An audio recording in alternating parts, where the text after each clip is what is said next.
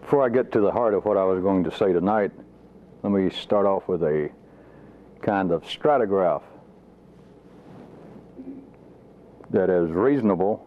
Out in the ordinary world, it is taken as a larger reality fact, and that is, to state our stratigraph premise, if we were to accept man as being what life has made him to believe he is at the ordinary level, that is, he is conscious and he is responsible for himself to varying degrees and varying cultures, but by and large that man is in some way conscious, knows what he's going to say, knows what he's going to do, and by and large, within certain limits, but by and large, he is responsible for what he is standing here. Now, if that were true, to try and take you down the rosy path that I am going, if we accepted that as being true, that man is rational, he operates in his own best interest,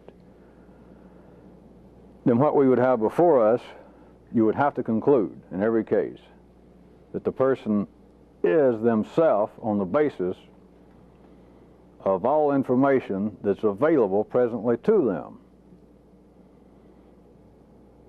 That if we were going to use that kind of linear, ordinary thinking and perception, that man is rational, he is in some way conscious, he is in some way responsible for how he reacts to some kind of out there, some kind of environment that is separate from him, then what he is, to varying degrees, but what he is in the main as he stands there, is his responsibility.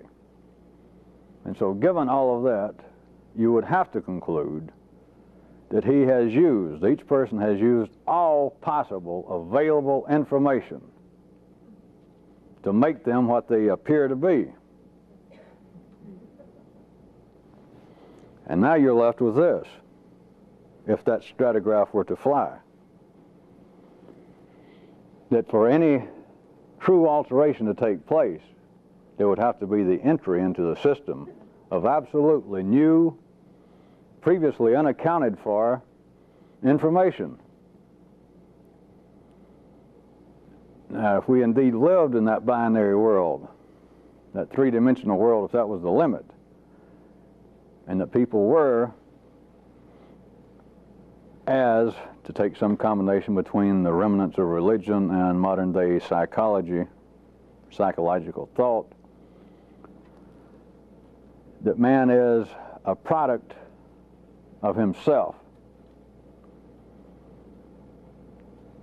then if you took that premise, then you would have to conclude absolutely that each person, to pass for being reasonably sane, had availed himself of every piece of available information concerning themselves, concerning life, concerning the operations of the human mind, the human spirit, the human heart, interpersonal relationships, and the stock market.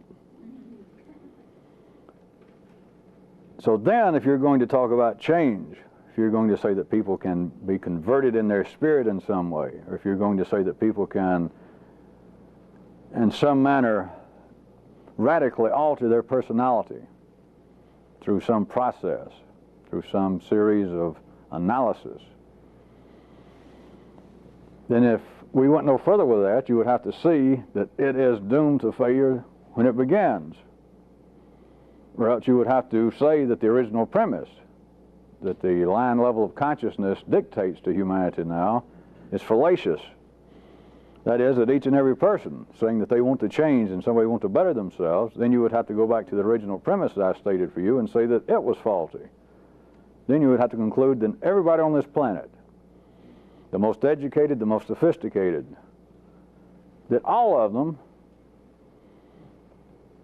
are faulty to begin with, because if that kind of alteration, if that kind of change in oneself is simply and directly possible, then that means that everyone, from the top of the mechanical hierarchy of life on down, that everyone is not availing themselves of all possible ordinary information. They have not made themselves as best they can, that there is some kind of ordinary information flowing around, of which everyone could avail themselves and bring about change. And you can't have it both ways in a linear world. You have to start off with the foregone conclusion. In fact, it's a conclusion that goes before a conclusion. That if man is rational, if he is in some way conscious, if in some way he has personal control to some degree over out there, and then to a great degree over how out there seems to affect him in here. The conclusion before the conclusion has to be that everyone then, except for those few people put away for their own good, that everyone must be availing themselves of all possible information. That I am what I am. I'm not perfect, of course, but I am what I am based upon the fact that I am using all possible information. Everything I've ever heard, everything I've read, all of the experiences of my life have come together. I use them on a day-by-day, a moment-to-moment basis of helping establish who I am, what I believe, what I think, and how I'm about to behave. I am using all possible information. I am continually scanning the information that I have, my memory, my experiences, and I am therefore putting forth the best possible self that I can be. But if that be true, I take you back one more time, if that be true, then if any change is to take place anywhere, speaking about the life of man, you have got to introduce, assuming you could find it, but then you have got to introduce absolutely new knowledge, new information. Then the question is, if we're back to the original premise of my stratigraph, that everyone is indeed availing themselves of all possible information right up to this point. It makes me what I am right now. I am processing and using all possible information available to me. In that case, where is the new information coming from? And if it is there, and you're already availing yourself of all that's there, as far as you perceive it, then if there is some new, how the hell are you going to digest it? How are you going to metabolize it? How are you going to hear it?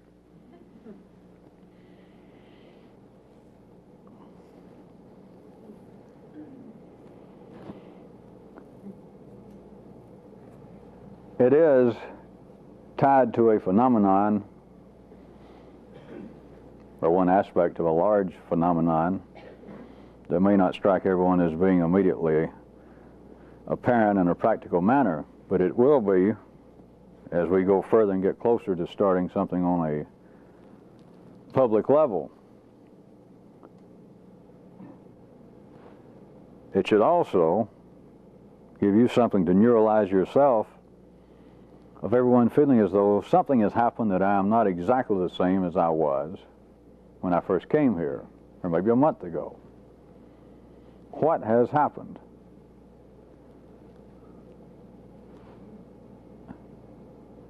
Now, one aspect of me bringing up a more public activity and what you're going to be faced with, you can also use internally, since most of you are catching on, that this is not something that is in some way directly just transferred from me to you. If it is, we're back to one of the first statements that most people heard me say in a few times past, that if it was something simple, if it was something that was verbally transmittable, then assuming that I've got a greed center somewhere, I would write it down, and people that swear that they want it, I'd sell it to them at ungodly sums. Or else, if I was indeed the humanitarian that I'm sure I appear to be, I would simply give it to everyone who said, I'm just interested. I think maybe I am. Well, no problem, no charge. Just here it is. Take it and use it.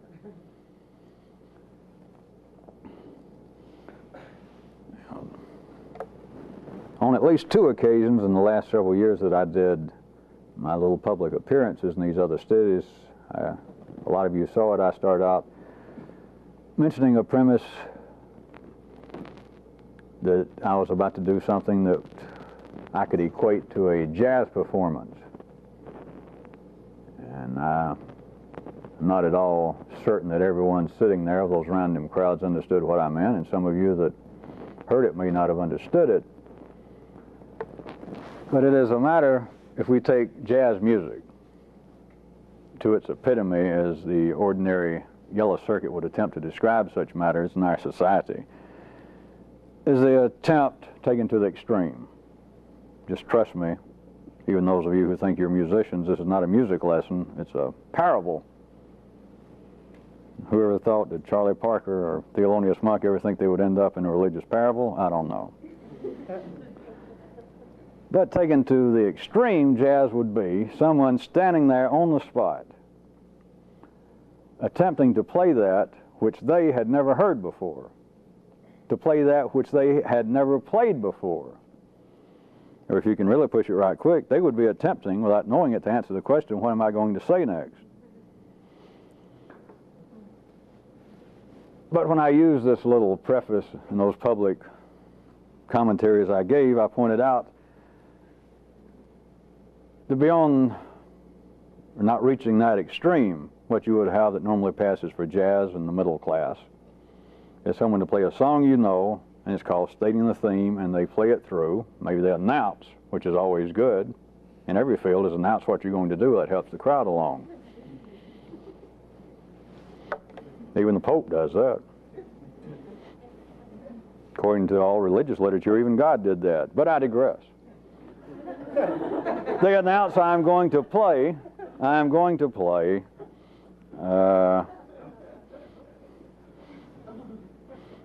Karma Chameleon. There's some song that you've heard. Or Feelings is the one I use, but it never gets enough laughs. And so the guy plays it. He picks up his axe and he plays the song through one time, and you go da-da, assuming you know the song, da-da-da. And then they get to them playing it one time, and the standard way in America is rhythm stops, and then the guy, whoever's going to take the lead, he begins to, quote, improvise on top of the chords. In other words, the general feel of the song, you don't have to know music, it doesn't matter that much, but still the general feel of the song, if you can hear music, is, all right, he quit playing the melody that I'm used to. If I can hear underneath the chords and what's going on, I can whistle along, I can tell they're still, in a sense, playing the same song, except now he's attempting to write a piece of music on the spot. Right, now that is about all that the middle class, that is ordinary humanity, can put up with jazz. There are those that attempt to do what for a while was called free jazz.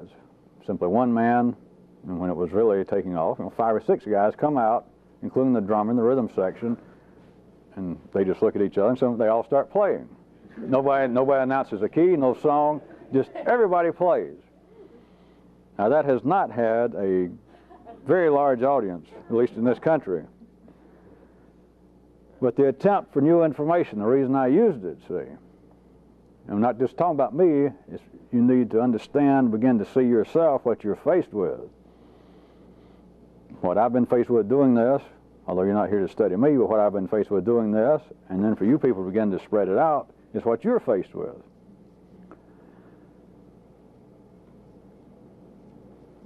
If I attempted to do, in a sense, free jazz, I can't draw an absolute parallel, but it would be equal to me coming out, and let's say that I used English words, but I could talk fast enough, as fast as I talk now, and just begin to string words together that made no sense. The words are not just gibberish, but the words were actually words out of the dictionary, but the sentences just went on and on, made no sense, didn't go anywhere. Now you could call that new information. You could say, well, that's things I have never heard before. No. Peanuts, trucks flying, sweating tomorrow. You know, I've never heard that. I don't know what it means, but that is new information. I have never processed that. I've never heard it. I don't know what it means. Going from that extreme back to what I was referring to as kind of middle-class jazz, then I apparently have to, and those before me, apparently start talking in such a way that makes sense.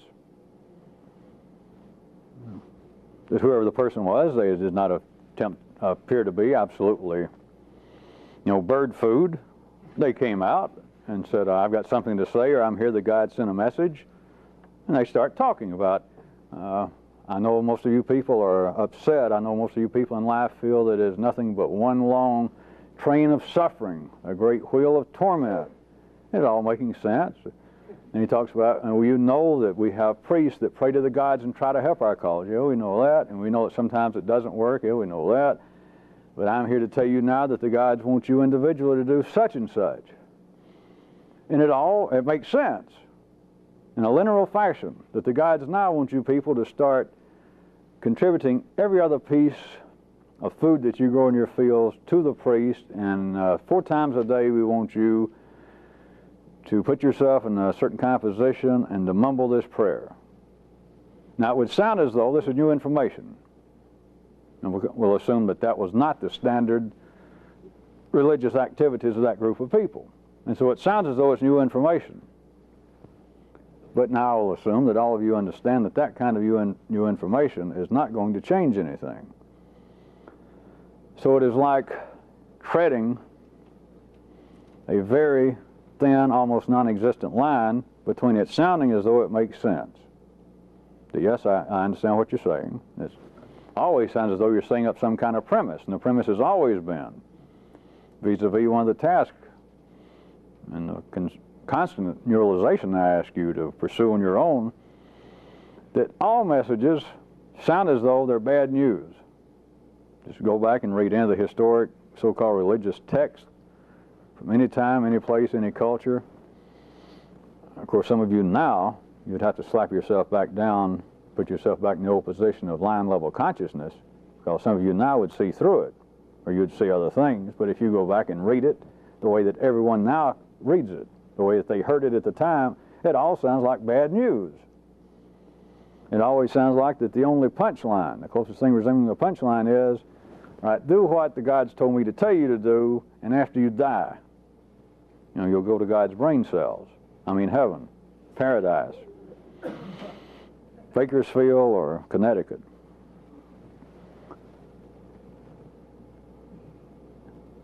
You apparently have to state a theme that people are familiar with. But then if you cannot convey new information, then it is all back in the arms of Fata Morgana. It's Mrs. Illusion. It is the same situation as far as we are concerned that everyone is faced with who are now sitting in temples, churches, synagogues, psychiatrist office, all forms of metaphysical cults meeting somewhere, that the information can sound as though this is new. And someone pops up and says, I have found a trick to reinterpreting the Upanishads. I found out that you must go and take every 4th word and extract it from a sentence and move it forward 17 words. And it will sound as though it's new information. Or else everything written in the 13th basket collection of Buddha's sayings should be taken backwards. When he says, thou shalt do so and so, it means, truthfully, thou shalt, should not. It is not new information that's of any value, because the information itself, even though the words may appear to sound differently, the information was already available. Now, as I said, we're not here to talk about any difficulties or success I had doing this, or yours either. You should track it back further down the line. Is look, try and neuralize on your own what life has to do, the kind of purposes humanity is serving, that something that has an expanded nervous system compared to ours, or something is more conscious than you are, if you prefer it that way, what it has to go through on its own, and what it makes humanity talk about, what it makes humanity apparently daydream about, what it makes humanity apparently theorize about, is life trying to find a certain kind of orientation.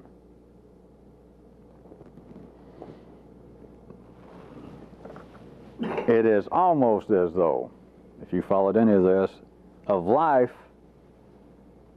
pushing it into the realms if we get into 4 or 5 dimensions. However, Ornette Coleman, a real free jazz player, would sound if we cubed him. Is life doing that and then trying to simultaneously hear itself do it? Now into an area that I'm sure everyone has on their mind a lot. It's transportation. And I would like to attempt to direct your attention in a certain way regarding transportation and communication. And then ultimately, which may take 5 minutes or 5 years, that transportation equals communication. First, let's start at line level. Let me point out to you, many people nowadays refer to this age as the age of information. And you could also see that as, if not synonymous with, absolutely dependent upon information being able to be communicated.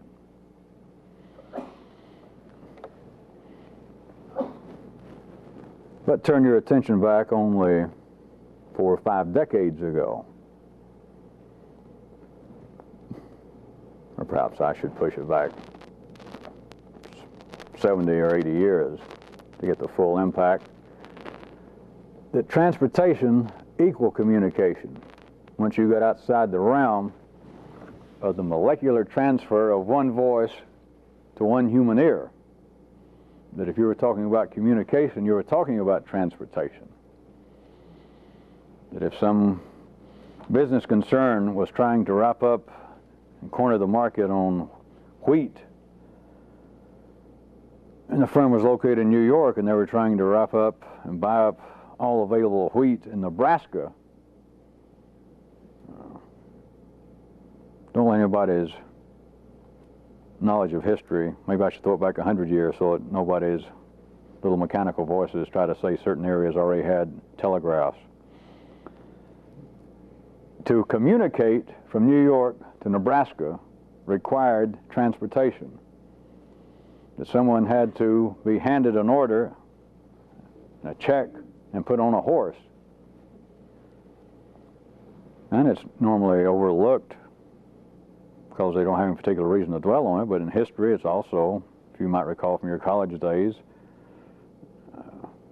sometimes in history classes, I'm sure that maybe it gets a giggle, or maybe one person out of a class looks out the window for a second and goes, huh, about war is being held up, or war is not starting on time, or war is not ending in a satisfactory coda. Things not coming to a satisfactory end, because here it is, 2 kings have agreed to either go to war, or on the other hand, to cease a war. And hell, it took 4 weeks with a whole bunch of guys riding in tandem, riding in a line on horseback to get the message from here over to Westphalia, or over to the other side of Russia. And so that over here in one place, all the fighting has stopped, and the kings are out whoring it up and drinking and slapping each other on the back again. And 1,000 miles away, both of their armies are still slaughtering each other. And so from one viewpoint, for no reason, the war is over. But you know what else could they do? You had to put a guy on horseback and say, ride as fast as you can. When you get tired, go hire somebody else and get word over there as soon as you can. It had to physically be transported for anything to be communicated. It would now appear that that is a bygone day, what? That people now play money markets and etc., and just through the ability to communicate without physical transportation, that large sums of money can be transferred not physically, but on paper, on computer screens, across the ocean like that. And people can turn a profit in a matter of seconds just by being able to do that. And so you might think that the matter of transportation equaling communication did die with your grandfather or your great-grandfather, and I submit to you, nay, nay. I would ask you to turn your attention internally to begin with. And I might refer you to a new concern. The concern is old, you just didn't know it had a name, is the MTC, the Molecular Transport Company. Everyone, I assume, would have some notion that I didn't look it up in the dictionary, but transport surely means to move something. Let's assume that we all know as much as Noah Webster. Then you could look at what is going on with this kind of effort as the attempt to extend your own communication internally, wherein it takes a physical act of transportation for anything to be communicated. Hence my MTC. And you could look at it on the other hand, in what would appear to be another direction, is the attempt to expand the communication between what seems to be one's own system and that of life itself, of life's system.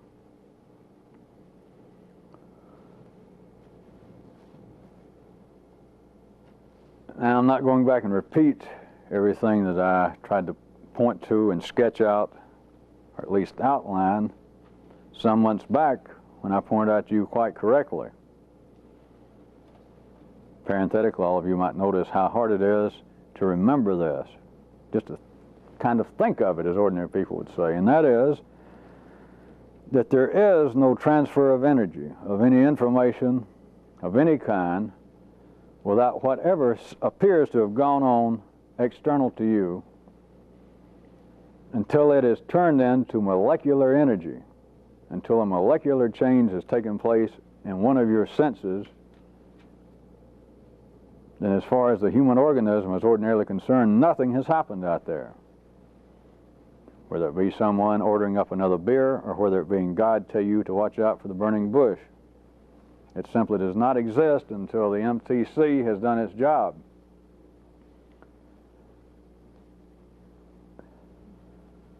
Now, what I'm getting to tonight is back to MV12.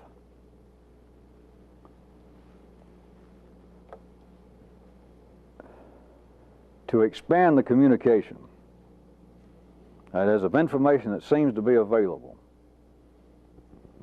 Seems to be available externally to you, is the way it starts out. Hence, I'm standing here talking, you're sitting there.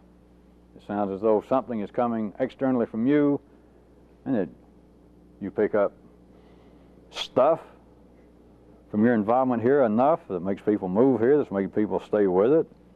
It has now turned a large number of you into irreversible addicts. And apparently there's been some kind of communication, that something that goes on from me to you seems to create a pleasurable, a profitable molecular alteration in you.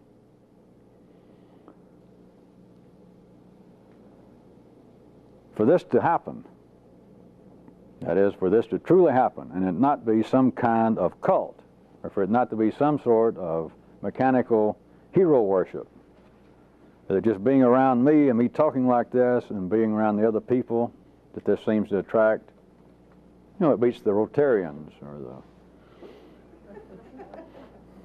being part of the junior league. Anything beyond that has included the metabolic acceptance of new information. Now, for this to happen, there has to be an alteration in you. And I'm not tonight going to attempt to show you whether it is simultaneously or otherwise, or that one must be present before the other. Because when you move beyond binary consciousness, as I've tried to hint to you several times in the last 6 months, that kind of question is moot. It just appears to be absolutely inescapable, that it must be confronted, that, all right, one thing must occur before this occurs. And I have given you my best advice is not to bet your Corvette money on that. But for new information, for it to be able for a kind of molecular transfer to take place, for something to be transported, and then it turns into some kind of communication that seems to be information that was not previously available to you. It does not require simply someone sitting there, someone hearing these tapes or reading something I wrote and taking it in with their five senses. If that's all it was, and let's assume any one of you now would say that you can't imagine living, you can't imagine what life was before you got involved with this. Then how do you explain it? Assuming that you do understand this is true, that I could walk out or book myself into the Civic Center in Atlanta or anywhere in this country, some large city, and advertise free drinks, food, and everyone shows up and I talk. I assume that you do understand, based upon what you have seen me do in the past, that not everyone sitting there is going to say, my. Not only was that pleasurable, but I have heard that, which will, without any doubt, I mean, I don't have to discuss it, has changed my life. I now see and understand things that heretofore were just blanks to me. I didn't even know it existed. It is not a simple matter of ordinary molecular transfer, because ordinary people are now availing themselves of all information that is available to them. For them to hear anything else, for you to hear anything else, it requires that there be more AMV12 available. I am not going to say much of anything specifically about this substance in the blood, but I cannot resist. I always like to say that. I can't resist asking if any of you have neuralized that throughout history, apparent religious prophets primarily have spoken about the same thing. They did not know what it was because it wasn't that at the time they were talking. It was that, but it would have been free-form jazz for Moses to say, listen, I went up on a mountaintop and I had some kind of experience, and I'm here to tell you about something. I'm here to tell you about a kind of substance in the blood that is ordinarily used up to keep us in our mundane state. But there are certain aspects of higher forces. Notice he's not said anything about gods and Jehovah's, but there are certain aspects of the total body of creation that is striving to get more of this blood, this substance in the blood, to its regions, and us being here in the part of that same being, it's striving through us. That's what makes you people want to build statues. It makes you want to bow down to golden calf images, to slaughter people and animals as sacrifices, to kill people that don't agree with you. You got it all wrong. It's this substance trying to expand itself in life and in man. Now, although, of course, I'm jumping back and forth in time a lot, but those staying around listening to Moses do that, they would have said, you know, I've never cared for Ornette Coleman and Don Cherry and that ilk of music, and now he's off on the same kick. Now, where is Grover Washington or Stanley Turrentine when we need him? Or Liberace even? I assume somebody followed all that. It would have been too drastic. Even if it were true, it would have made no sense.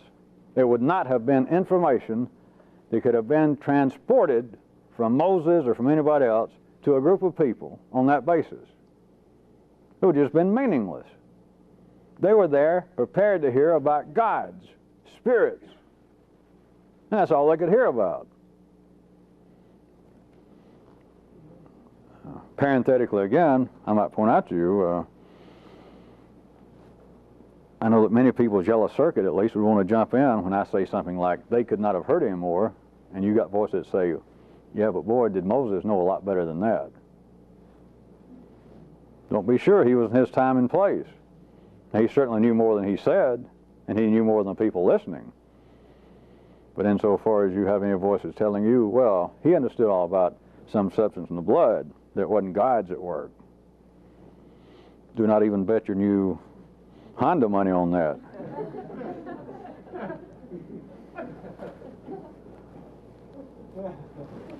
I have spoken for a long time in general about referring to what this is, and in passing I have noted it's been called all kinds of things, of a rebirth, development of a new spirit, enlightenment, being blown away, being awakened from some kind of stuporized state. And I have, of recent times, chosen to point out to you, based upon the several diagrams and maps and descriptions of this, as being really equal to the growing of a new circuit in man beyond the three that I have detailed in so many various ways for you. Well, let me give it to you yet another way. This is not contradictory, but I am at least going to hint to you strongly that in a sense, the prime hook of all this, the pickle, is AMV12, especially, possibly especially.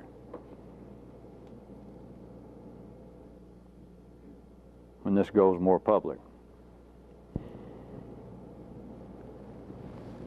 It is not simply a matter of a new circuit springing from the yellow, or being a fourth circle intertwined with the blue and the red and the yellow as I have described them. It is also equally proper to describe it, and for you to attempt to pursue it on your own, as the expansion of more available AMV12 into the brain itself. Now, this is somewhere, this is not literally true, but at least any of you have got voices crying right now. You might look at this as a midway description between lateral expansion of the circuits that be and the growth of a new one. But there is no possibility of a growth of a new circuit without this substance being able to expand itself in the brain. It is an enriched blood.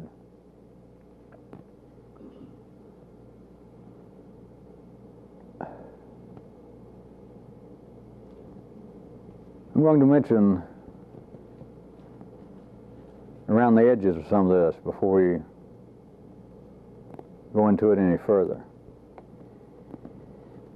Back to daydreams, the running static, the voices, both that which appears to be public and private, those of you that were able to ever make any passing sense of that. And I know that many of you kept thinking that you had grabbed something and it seemed to be gone, or you thought that you had some clear division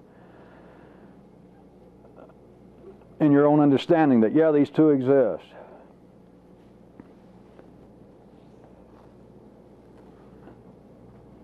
Right close to me saying that the possible real hook, at least in a public manner, of what I have done here in one lifetime, and that you people may continue to do,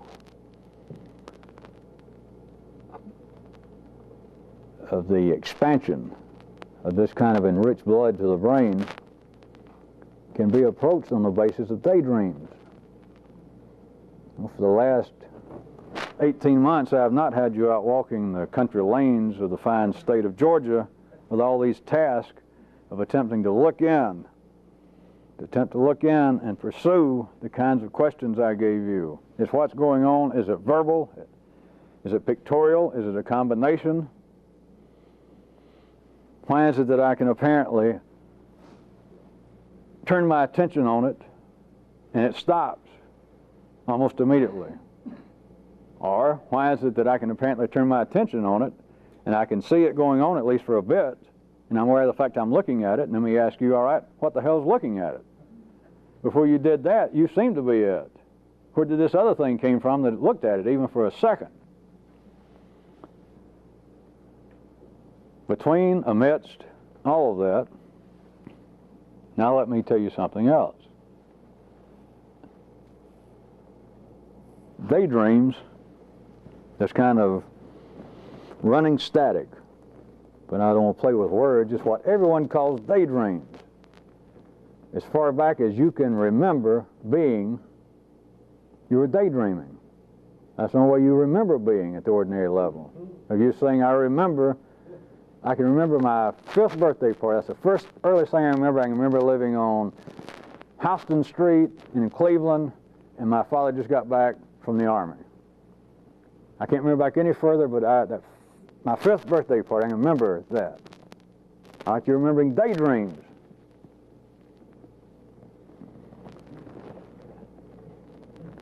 So let me tell you what daydreams are. One description.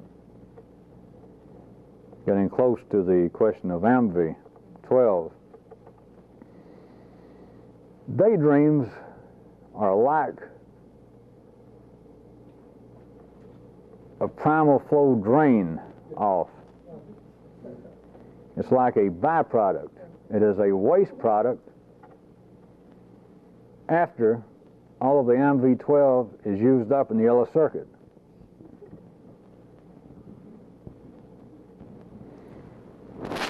Now, are any of you old enough, have any of your memories survived enough of the kind of drawings that I did once or twice?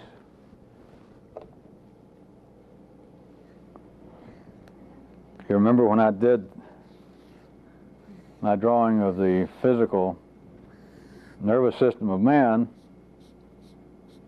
and this representing the brain and the spine, and I pointed out, at least on 2 occasions that all of you have heard, about almost being like a fountain flowing and hitting the level of consciousness, an actual physical place in the brain. It's not 2-dimensional, it's not even 3-dimensional, but it's there. That is the level of all information presently available. Now, I pointed out it was like a fountain going up, of water being sprayed up and hitting this line and then falling back on itself and being recycled. Daydreams is the waste product of the blood going through the yellow circuit after it is depleted of this substance that I have chosen to describe to you as MV12. Once it is depleted, as it is continually, as it reaches the level of all information presently available, the blood is drained of this substance. You're as conscious as you can be if you were indeed, as ordinary consciousness would have it, a rational, conscious, self-motivated being. Then the blood is depleted of this substance at the level at which all ordinary information is available. And so nothing can move. No individual can move at that level. Let me put it to you on the other hand, because some of you should be getting close enough, and I may make this the one and last kind of initiation to the people here before it goes public, and by and large me ceasing this of new people coming in here and me dealing with them. Put it to you on the other hand. If you had MV12 in rich blood continually flowing into the brain, not being stopped there,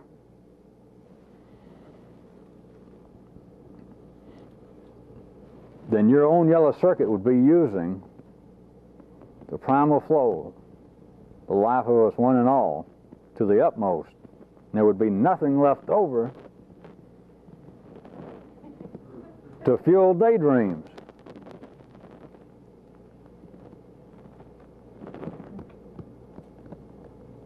All of you should be aware from your at least casual readings, as far back as there's any written history, which of course is the history of the yellow circuit development in any part of this planet, there have been descriptions, even before Western times, as history would have it, in the East, all the way up until modern day San Francisco would-be Zen activities, of people attempting in some way to stop thought. Of course, they're talking about stopping daydreams. To spend 20 years or whatever it takes sitting with some good old fat Zen master with a stick in his hand, and to sit there 12 hours a day, motionless if possible. And the only vague promise seems to be that if you do this correctly, one day thought will stop. The pond of consciousness will be stilled, and you'll be amazed. Now, from some viewpoints, you could say, well, that hardly sounds like the kind of sales pitch that would get my Uncle Herman to leave his 19-year-old girlfriend and sell his Corvette, move to Japan, and go and sit there for 20 years, and all they're going to say is one day the pool, the disturbed pool of consciousness, will be stilled, and you will be amazed. But, notice, I didn't do that for a joke, that's just a comma.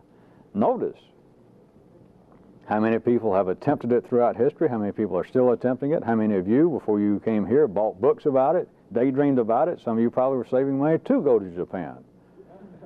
That just hearing about it struck you without any kind of analyzation that, hey, yeah, oh, yeah. Or if I could learn to chant or take up TM, their kind of, at least vague promise was that that would bring that kind of, or it might be a side benefit. Take up some kind of meditation and distill the unruly demons of the mind. They're talking about stopping daydreams.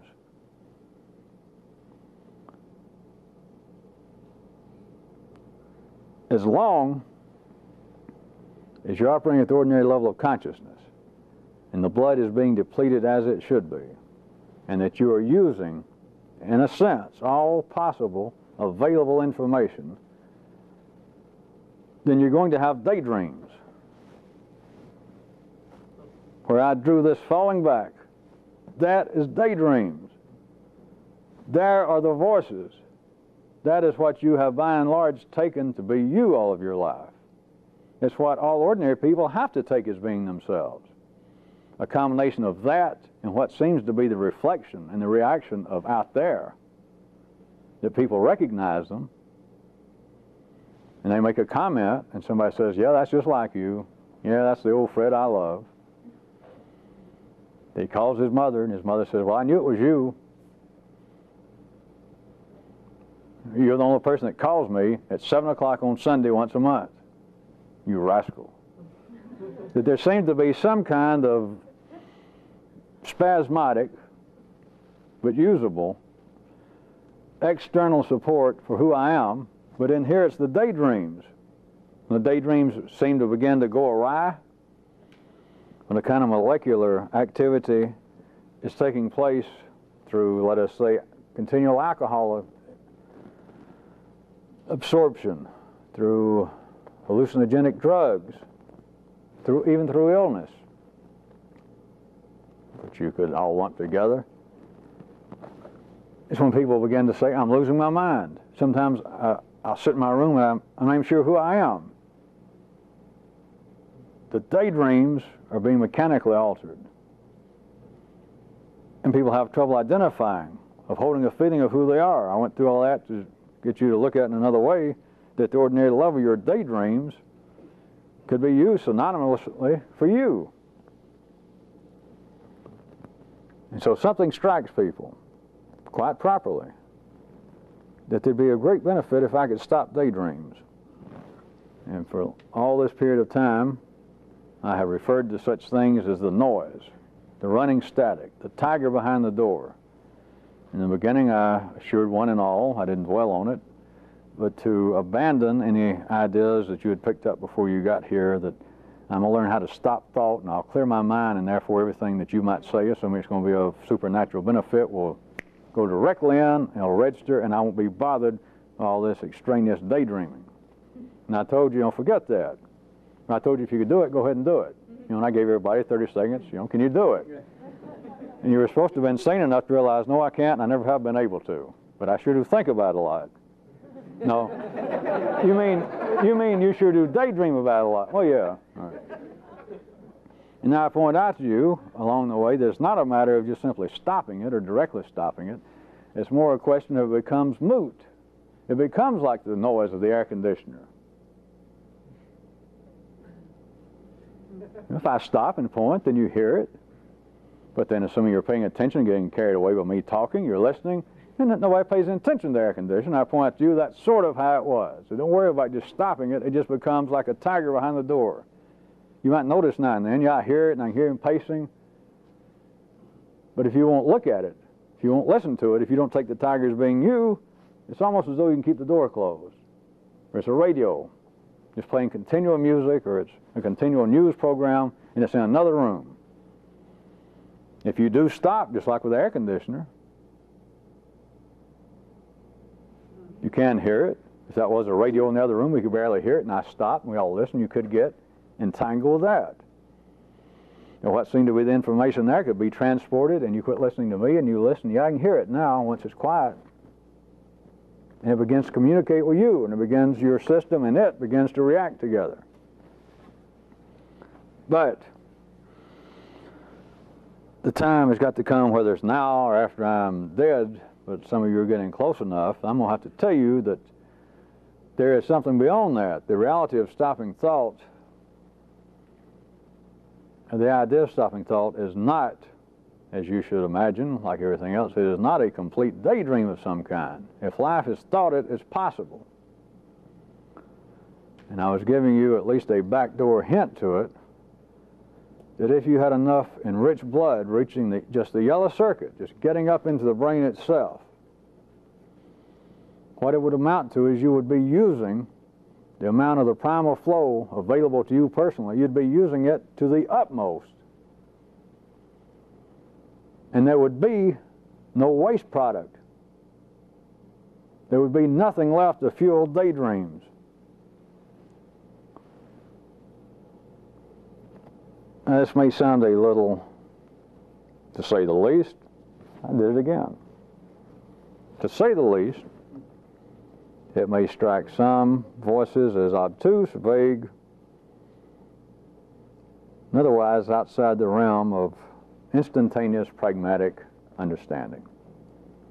And to that I say, let me try this. I've had several people, give you an example, like always, do not limit this, it's just readily available, do not limit it or tie it to me. For the last several years I've had some of the newer people as they came in, and they had to be referring to seeing me at public occasions. That's about the only time they'd had occasion to see it. That they thought they had seen me do something that just, they finally couldn't resist asking. That apparently I would turn on someone and just, like that, just be hostile as hell. Almost frighteningly hostile is the way several of them described it. And then apparently I could just do it and then turn around and it's like it never happened. And I've had several queries over the last several years, all the way from, God, is that some kind of mystical trick that eventually I can do? One person even wanted to hint, was I aware that I was able to do that? And somebody else wanted to know, was I aware of how astounding that was? And surely I did it on purpose. I had somebody already pegged to make me mad or appear to be mad or do something untoward to where I could just suddenly turn on them, and apparently just every system in me just get mad as hell. And to stop it, and then to turn around as though it never existed. All right. Not commenting on any of that per se. But let me point out to you that if you had no waste product flowing from your use of MV12, that is, you had no ordinary negative daydreams,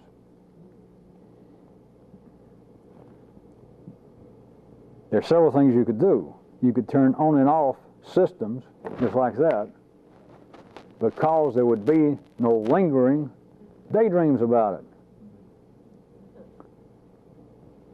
And I might point out you could also do something that no religious person on this planet can ordinarily do. The old thing that you find in all religions, that we should forgive and forget. And I have pointed out to you that in a sense you could say that people can, quote, forgive, but nobody can forget. And that's not even true, but it almost sounds true. But if you were using up all available MV12 and you could get this enriched blood to higher parts of the yellow circuit, you could truly forget. Which is indeed, if you can see it this way, that is the ultimate forgiveness. You just forget about it.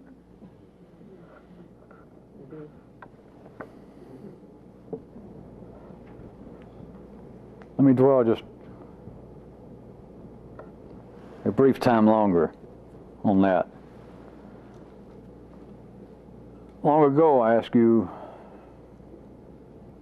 to look at yourself, the fact of what appears to be ordinary hostile emotions of all kind. I ask you to try on yourself whether they can survive without the support of verbalization, at least internally. Can you be mad without words? I used to ask that in different ways, if not specifically in that manner, at least once or twice a year. It would come up. Or I made it come up.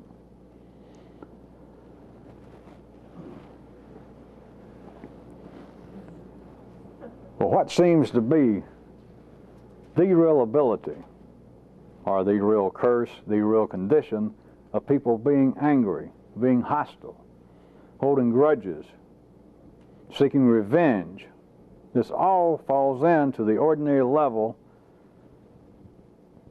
of feeling that you're a part of this inescapable tension that holds everything together at line level consciousness. If you were using up an expanded amount continually of this enriched blood, that there was no waste product, and hence, as I'm telling you, you would have no daydreams. Can you see the ungodly damage that would do to you being hostile? As a matter of being able to, quote, turn on and turn off, apparently flows of blue circuit energy. I'm not saying that this was the purpose of that example I used of apparently being able to turn around and just be just as nasty, even as threatening, as hostile as possible, and just do it like that and then turn it off. I'm not saying that's the only purpose of it. But do you see that it would be possible? You could do it willfully, but then you could do it, on the other hand, let us say that you stepped in a hole, it was a bad day and the humidity got you down, and suddenly you were a part of a negative blue flow and you suddenly caught it. Any of the things that ordinary people, and any of the things that even unordinary people will assume like you might feel guilt, regret. Oh, I just caught myself doing that. All right, I can almost stop it. It'll wear off. I'll get out of the situation. I'll find some kind of trick. But then you daydream about it, and you continue to suffer over it. You continue to suffer over apparently what happened to you that made you angry, what somebody said, what somebody did. But do you get any glimpse of the fact that absolutely, we're talking science now, that if you could walk away from it and you had no daydreams, you didn't have anything to fuel daydreams about it, you would have done just unspeakable damage to your ability to be angry, to be hostile, to hold a grudge. That once you caught something, in the sense I mean it, you could turn it off. Well, here I am wasting energy again. I'm wasting it. I am back daydreaming, and if you can stop that, you can't be angry.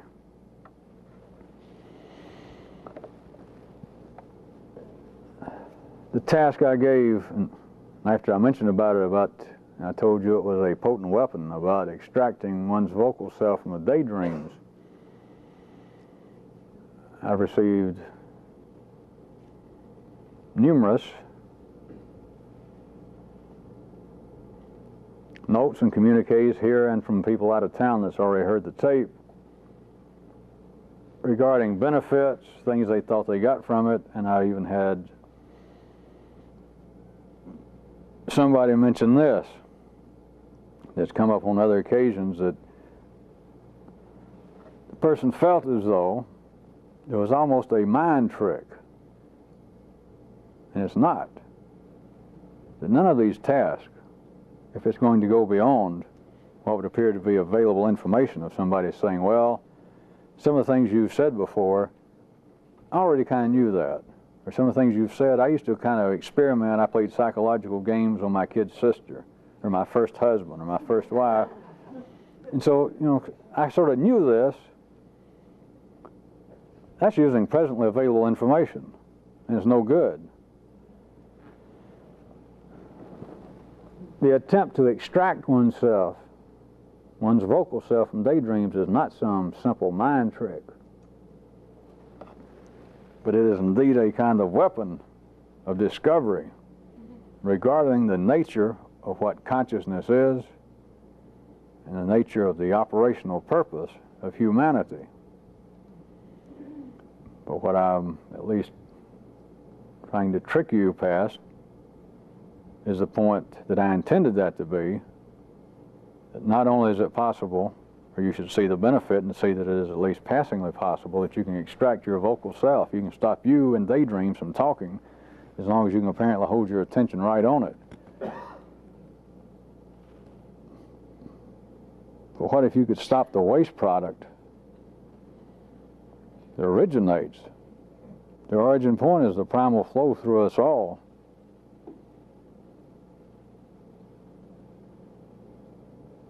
And you first have got to be able to expand the flow of this kind of MV12 enriched blood, which, let's just say that all of you have had occasions where that has already happened. You don't know exactly necessarily how it happened, why it happened, you can't duplicate it. But if you could, if you get to the point that that is always a continuing possibility, and you used it, you did not impede its flow, that what you think of as the voices, if you're using still my terms, which you should be, or you're well within your rights to do so, or other people might think of as being the subconscious mind. Other people might think of as being spirits. Of course, most people just simply accept it, well, that's me. That if there was nothing left to fuel it, and you got a point beyond that of simply taking one's verbal self out of the daydreams, you got the end of the daydream. When you're letting the mechanical runnings of your system reach the screen of consciousness, you've got a question then of transportation equaling communication. Because if you're letting these molecular messages be transported without any interference, then what you've got is not only mechanical transportation, that is a noise out here, an obscene gesture that somebody makes, dots on a page that you read, then there has been a molecular transportation taking place. And if it is not willfully, once you know something about it, if it is not interfered with, then it becomes mechanical communication. That is, you take what happens as being some form of a statement of reality that is in some way very serious. What somebody said to me is very serious when somebody looked at me, the way I was dressed, or the way I acted. I made some statement. I'm just sure somebody sort of snickered. That this mechanical transportation through the great MTC, has gone from being a mechanical to molecular transport company. It's not just the sound, not just the sight, not just the feel or the smell. It's been mechanically transported, but running through your system in an unimpeded manner, it then becomes mechanical communication.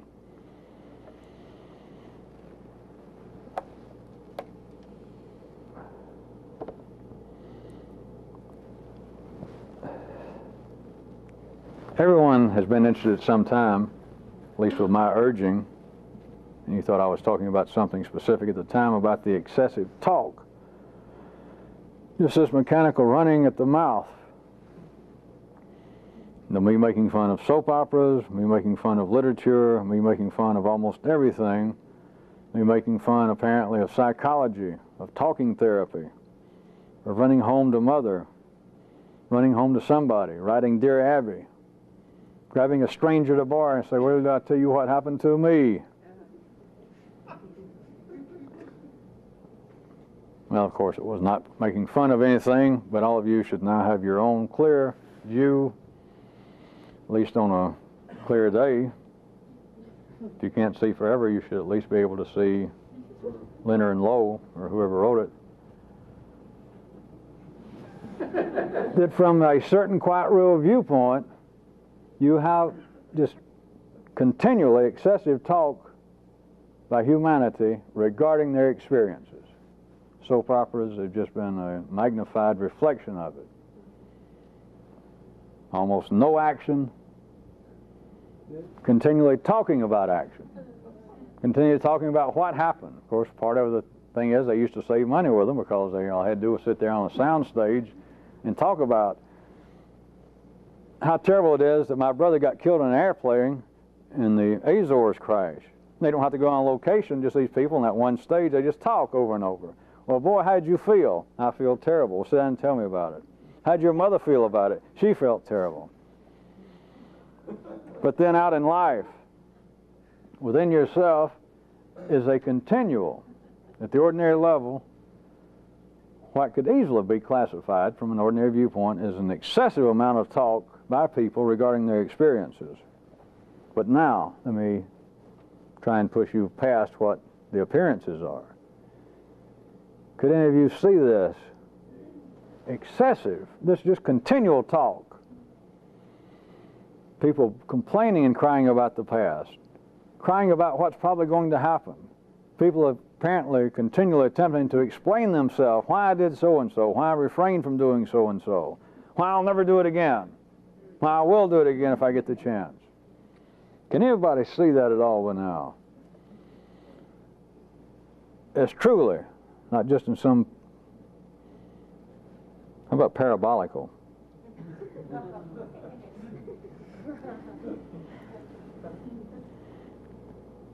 In some paradigmatic sense, my body of life.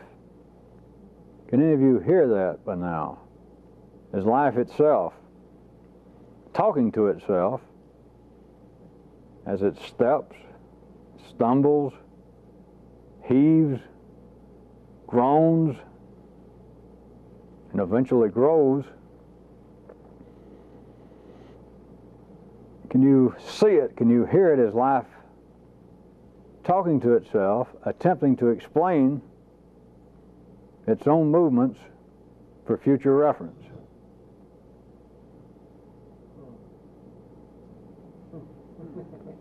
That is opposed to it apparently being an excessive, mechanical, foolish, some kind of hobby of dumb humanity. Of course, none of that's true, but anybody, any part of the few do on their own get to the point that I can assure you, you should have noticed it by now on yourself, you're inclined to talk less and less.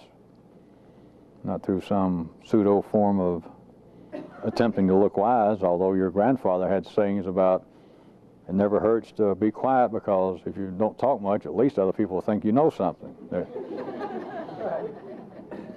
That's just one of those old axioms.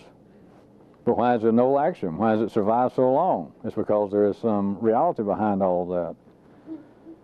But at any rate, it is not just simply some accidental foible. It's not just some weakness on humanity's part. Everybody got to run around spilling their guts and talking about everything that's happened to them, everything that may happen to them, saying what they're going to do when they get $1 million. You know, just, who cares? You drive me nuts. And plus, if you don't shut up, I'm not going to have time for me to talk.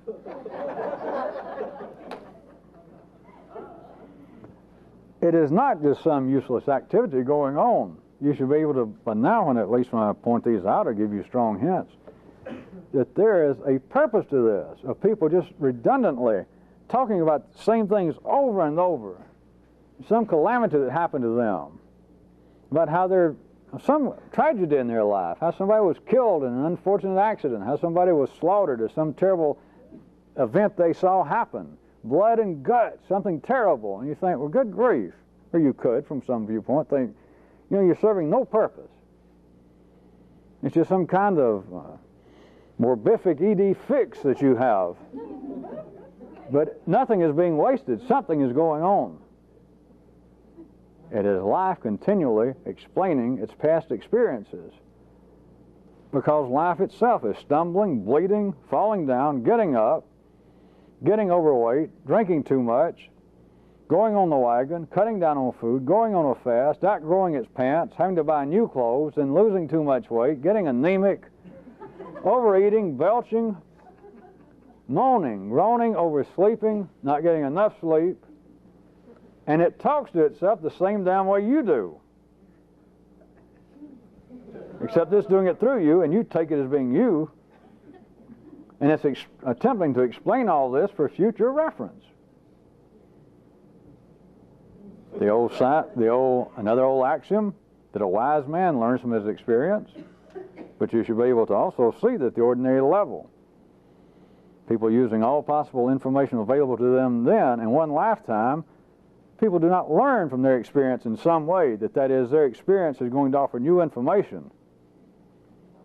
It can't. If you remember what I started out tonight, the original, or the only, but my initial stratogram that I was flying for you, in one lifetime, you cannot learn from your experience. Life learns, but you should see by now, you know, one person's lifetime to life, you know, it's hardly a drop of sweat on a good run. It's just here and gone. But the person at the ordinary level cannot learn, quote, from the experience, because all the information available is available.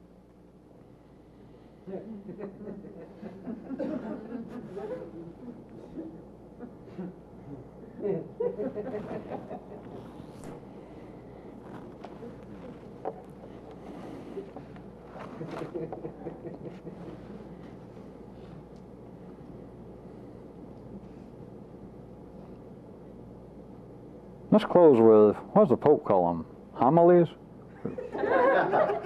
Grits? No.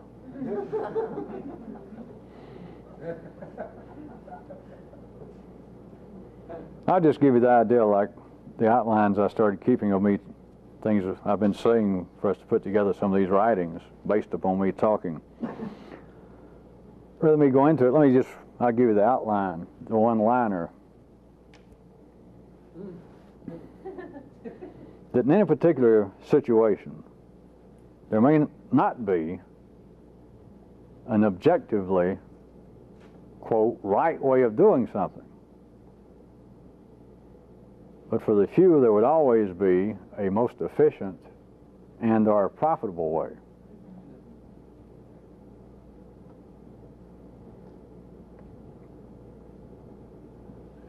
Many of you have written me questions that seem to be regarding, or you assumed it was regarding, personal circumstances in your life that were based upon what is the right thing for me to do here. But in any particular situation, where we apparently are dealing with one person and what they consider to be the outside situation of which they're now a part, there is not necessarily, there may not be, and by objectively I mean, of course, something of importance into another dimension. That is, something that's connected beyond that immediate triad. There may not be, objectively, any right thing to do. But for someone attempting this, there is always a most efficient and or just or a most profitable way. And I assume you get from my structuring of the sentence that they are not necessarily synonymous. Although ordinary consciousness would use the idea of, well, I want to do the right thing, they would use it in a way that would be wont to expand into the latter two areas that I mentioned, to wit, a most efficient or a most profitable manner.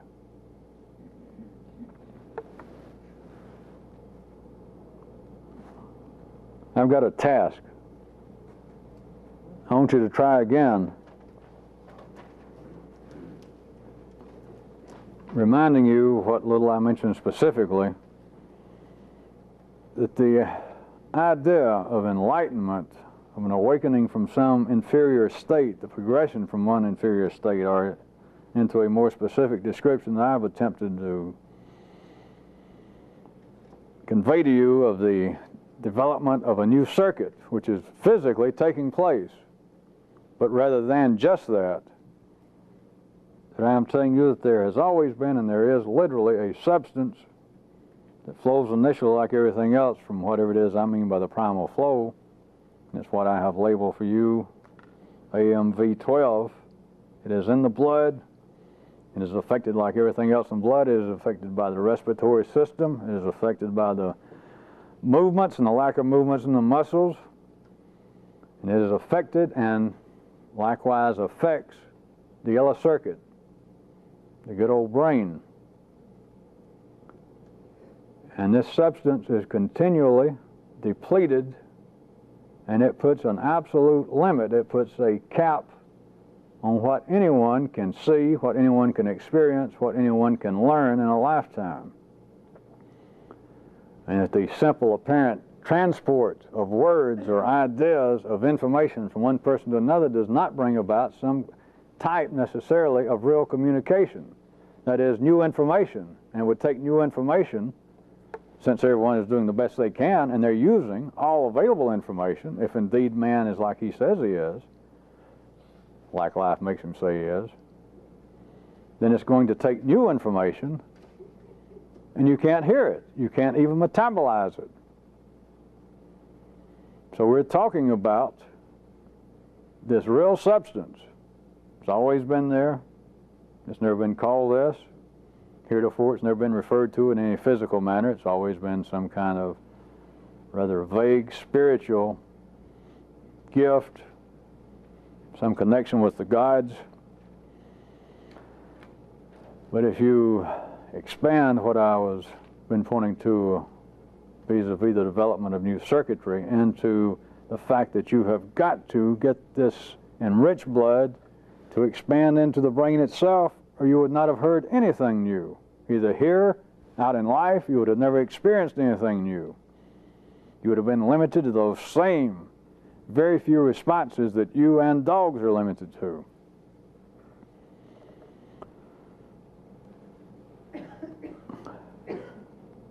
Based upon that, and based upon me saying that very likely, quite possibly, the central hook is going to be, and I may even come up, apparently reveal ways that I haven't even mentioned to you, of affecting this when it comes to more random crowds out in public, of getting this blood into the brain in places where it does not now normally travel. Then in regards to all that, the task I was going to give you is for you to again see what you can come up with along these lines. It's a variation of one we did earlier this year. But you should have the ability to look further than you did. That is, what is it, would you say, in you, just mechanically, ordinarily, that is transported in your own system, hence is communicated and would be impeding the expanded flow of VAMV12.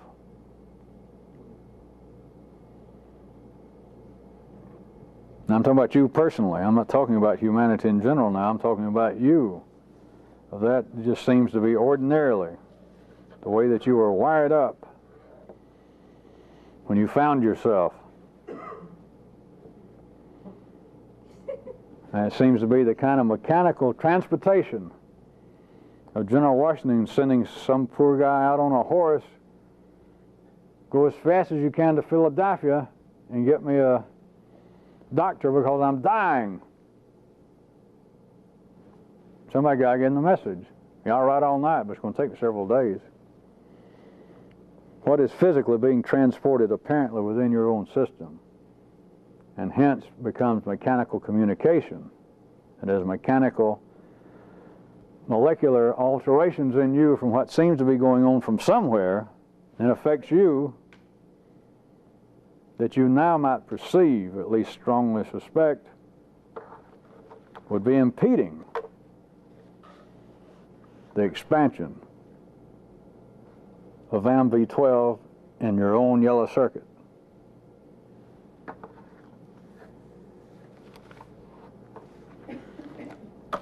And don't forget that the aphorisms are due in next week.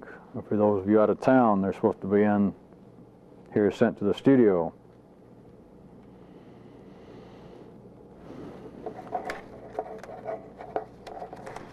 I was about to stop, but I got one I'll read from you people. Most of the good ones tonight I already made some comment and sent back. Regarding the story task from last week. Writing the story was very interesting in several ways, even though the story I wrote was quite different from the original title story. After I read it over, there was something about it that still seemed the same. Eventually, I began to see that I was stuck in the words themselves. To think, you have to use words, and thinking gives meaning to words, whether they deserve it or not.